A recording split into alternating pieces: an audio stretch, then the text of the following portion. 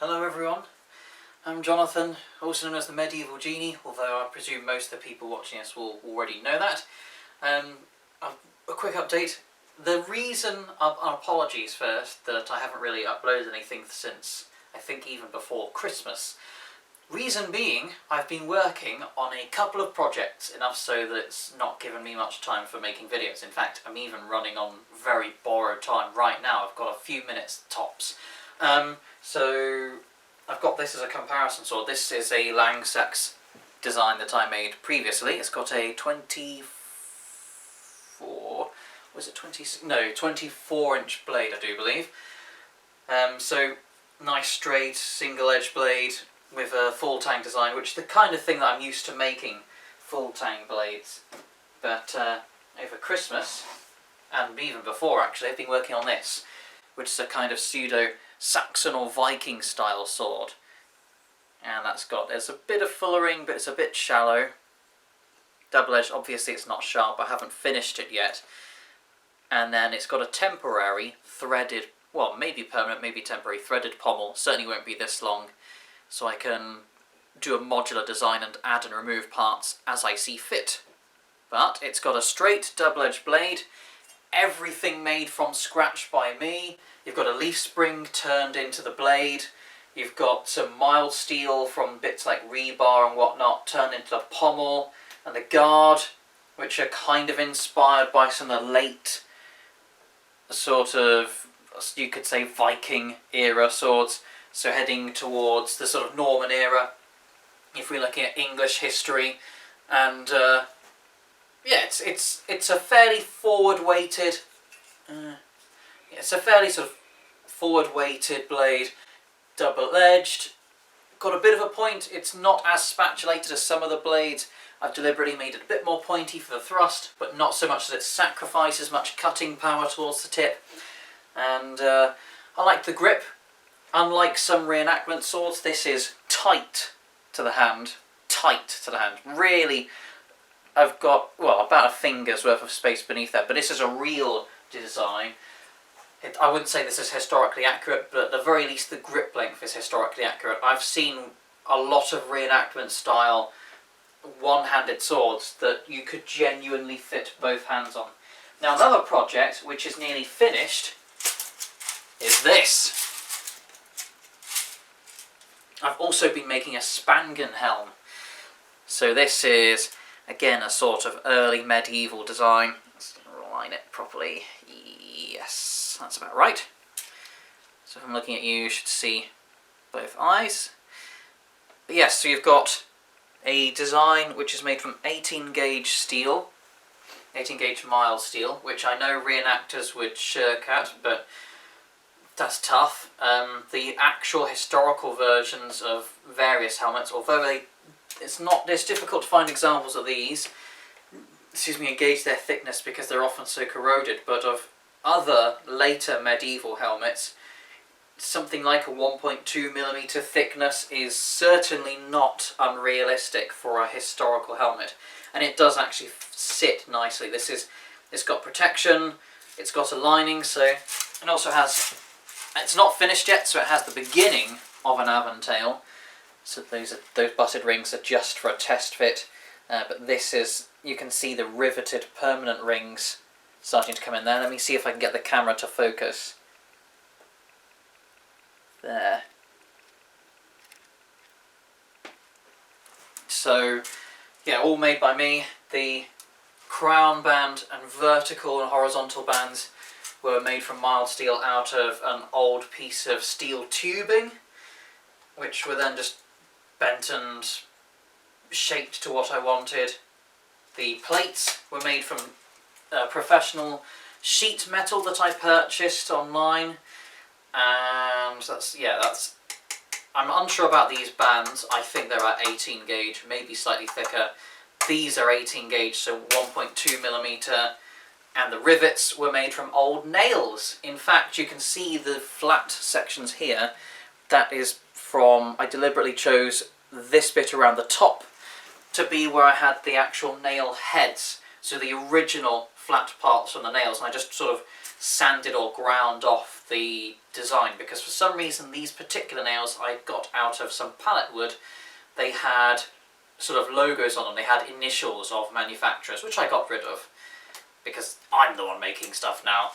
But the rest is riveted using the sort of, I did the peening and rivet heading all by myself. The lining is made from offcuts of sheepskin. So this is stuff that I purchased as part of a sort of job lot. And then it has a sort of tying inside. And yeah, that can be tightened or loosened. It's about right for me now. So yeah, it's not bad. And bearing in mind there's a lot of stuff that went kind of wrong, but I didn't even think I was going to make this. I was sort of experimenting with that pipe steel and just seeing if I could make something interesting. I made a sort of little crown that sits on my head like a king, but strangely made of iron. And I thought, well, actually, I just took that apart. I thought, well, maybe I'll make something wider. And I started making a band, and I thought, I'm making a helmet now. There was a part of me that wanted to make a helmet, so I got started and then continued. So you can see the aventail does not go far down yet, but it's got a few good pieces. Yeah, I reckon that's a sturdy helmet. You could take a sword or an axe to this, assuming it's not like a Dane axe full strength. Maybe even that, you never know. Could probably glance off a few arrows, stuff along those lines. It's not indestructible, but it's sturdy. That's the thing. I think reenactors, I mean, I'm not from a reenactor background myself, but I think they use things like 14 gauge and 16 gauge for the safety's sake of, if it was thinner after repeated bashing over many years, the helmet will fail.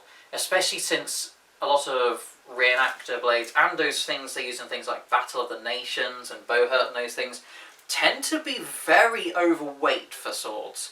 They're almost maces, you know, almost bar maces.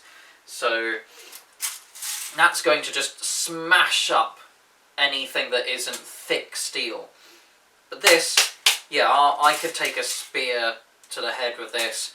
I could take a sword to the head, not that I'd be too happy. Dane axe to some degree, but I'd get probably a pretty severe concussion underneath. And there's a bit of an air gap, so it's a bit of a tight fit around the crown. If I was struck forwards with something like a mace, it probably wouldn't be as protective as I'd like. But top down, there's that room, there's that cushioning, there's an air gap. That's why the helmet looks a little bit tall, apart from the fact that I overdid it with how tall the helmet is. There is also a deliberate air gap, so that if something were coming straight down, the most vicious of strikes, there is that cushioning, not just from the padding, but there's also an air gap, so there's room for the helmet to move rather than the inside of my skull. So yeah, it's going to be nice. I've already got a male shirt, which I've shortened the skirt on, so it was just below the groin. It was originally below my knees, and I couldn't really move properly in it. In hindsight, I probably would have redone it, maybe done some expansions on a male so that it triangulates, expands out, so I could have the same length of skirt, but it having a wider range of movement still. I might expand it and just remake it from scratch, that section, and just do exactly what I just said, so then I can have a good range of movement while I'm fighting in armour. And yeah, it's good stuff. It's good fun, and I'm working on my blacksmithing skills, been making other things in the meantime, like penannular brooches and other items, so I'm getting better at blacksmithing, and I haven't recorded this stuff on film because I was usually forging and doing things in the dark. I was very much having to shove my face inside this helmet while I was riveting it, because I could barely see what I was doing. I was out in the garden, sort of on the anvil, trying to peen rivets and things like that. And this was, I was coming home from work, there was barely any time. I'd have maybe 2 hours spare. I'd just be drilling holes and peening the rivets and things like that. And I could barely see the project, so if I recorded it on camera, you'd probably just see total abyss. So that's why I haven't really done any recording. I wouldn't be organised enough, and you wouldn't see anything anyway. But in the future, when I'm working on armour projects, I could probably do some recording. Perhaps I'm considering, because I think Vikings are bastards. I mean, not something against Nordic people, but specifically the Viking types of people. I actually prefer Anglo-Saxon stuff, and one of the sort of key design features on their helmets tends to be having cheek plates. So I was thinking of having this male aventail. So this is the test fit of butted rings, but you can see from the holes, that's going to be fitted with these permanent riveted rings right the way to just as it's connecting to these horizontal plates. And attached to the horizontal plates, if I get round to it, will be a hinged articulating cheek plate on each side, and then, just like the historical originals, I noticed they have the sort of either attached sort of hooks or loops, which you'd also see coming from here, or holes sort of punched or drilled directly into the steel, and I could just do the latter because I've done drilling into the steel. I'd maybe do that into the cheek plates, and then I'd attach the male aventail to the cheek plates themselves, so they're all sort of, they move together, and then that could make a nice fit snugly around the head, good protection around the face. I have my nose piece. I might narrow this slightly so I can see in front better, because Anglo-Saxon helmets also tended to have narrower nose pieces, and as opposed to, it seems like Norman helmets had sort of thinner, broader ones, kind of like this actually. This is more of a Norman type, so I might turn it into more of an Anglo-Saxon type. And cheek plates, the actual spangenhelm itself, this stuff here, I'm basically happy with how it is. I might add a couple of extra rivets just to make it more secure, but I'm happy with it overall. It fits a little bit tightly, but there's some leeway. After a bit of trimming was done to the edge of the sheepskin, so it's actually a little bit thinner. There's a bit less padding, but means there's a bit more room for it to move, and it's not so tight to the head, so it'll probably actually protect me better that way. And then of course downwards, it's still got the full thickness. It's got the padding from the material, and also that air gap in the helmet. So this would be a pretty protective piece, apart from concussions, but even in a modern time period, you can't find a helmet that will stop a concussion on a severe, blunt impact. That's just how it is. The best way to avoid a concussion is don't get hit in the head in the first place. This is just like in how health and safety works in a workplace. Personal protective equipment is the last step, not the first. You're supposed to avoid being injured rather than expecting your equipment to take injury for you.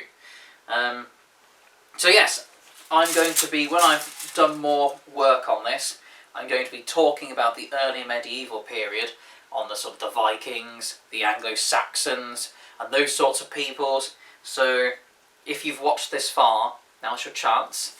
Remember, you've got the comments section, probably below, unless YouTube changes the format again. Comments, I will listen, and if you've got ideas for things you want me to discuss, perhaps about helmets, perhaps about Anglo-Saxon and Viking swords, or perhaps about things like the Norman conquest of England in the year 1066, which was a very busy year considering the amount of battles and kings and things trying to flow through there. And yeah, that's it. So thank you very much for your time. Apologies for the delays in making videos, and goodbye.